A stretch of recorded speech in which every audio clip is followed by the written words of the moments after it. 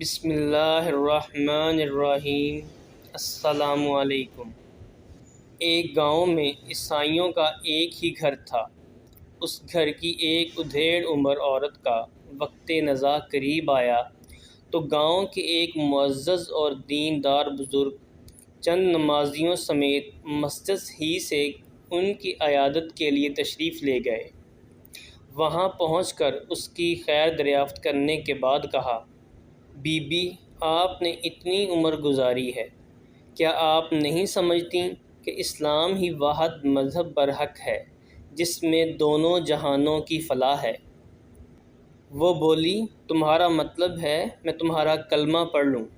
بزرگ کہنے لگے، جی ہاں، ہم چاہتے ہیں کہ آپ کی آخرت سنور جائے۔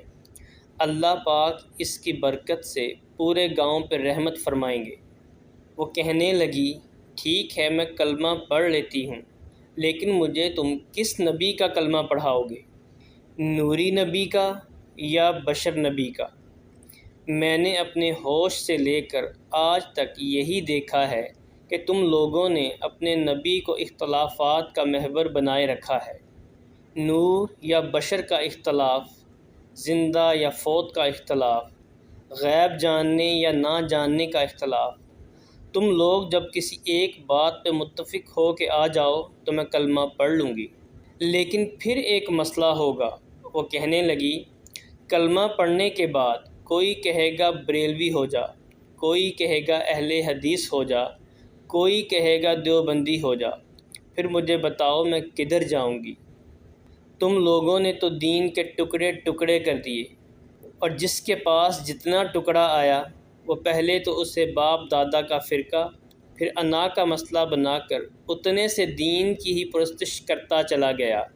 اس بوڑھی عورت نے کہا، پہلے خود تو اپنے باپ دادا کی بجائے اپنے نبی کے دین پر آ جاؤ، پھر میں بھی تمہارا دین قبول کر لوں گی۔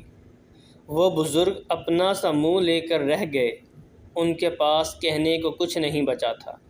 یہ ایک تحریر ہے جو میں نے پڑھی، سچ ہے یا جھوٹ یہ میں نہیں جانتا، لیکن افسوس کہ جو کچھ اس میں بتایا گیا ہے وہ 100% ٹھیک ہے۔ بدقسمتی سے آج ہم اتنا دفاع اپنے دین کا نہیں کر رہے جتنا اپنے فرقے کا کر رہے ہیں۔ معزز سامعین، ہمارا نبی ایک ہے، ہمارا قرآن ایک ہے، ہماری شریعت ایک ہے، تو پھر یہ اتنی فرقہ واریت کیوں ہے؟ اور اس فرقہ واریت کا ذمہ دار کون ہے؟ حقیقت تو یہ ہے کہ اس کے ذمہ دار ہم سب خود ہیں، کیونکہ ہم کسی بات کی تحقیق نہیں کرتے۔ ہمیں جو بتا دیا جاتا ہے وہی ہمارے ذہنوں میں سما جاتا ہے، اور پھر ہم اسی کے مطابق ہی عمل کرتے ہیں۔ میرے پیارے دوستو، نبی کریم صلی اللہ علیہ وسلم کی حدیث ہے کہ علم حاصل کرنا ہر مسلمان مرد عورت پر فرض ہے۔ تو سوال یہ پیدا ہوتا ہے کہ کون سا علم؟ تو میرے مسلمان بہنوں اور بھائیوں، ہر وہ بات جو ہمیں حقیقی نقصان سے بچائے وہ علم ہے، اور ہر وہ بات جو ہمیں حقیقی معنوں میں نفع دے وہ علم ہے۔ تو اس ساری بات کا لب لباب یہ ہے کہ جب تک ہم خود تحقیق نہیں کریں گے، خود علم حاصل کرنے کی کوشش نہیں کریں گے، تو تب تک ہم ایسے ہی فرقہ واریت میں بٹے رہیں گے۔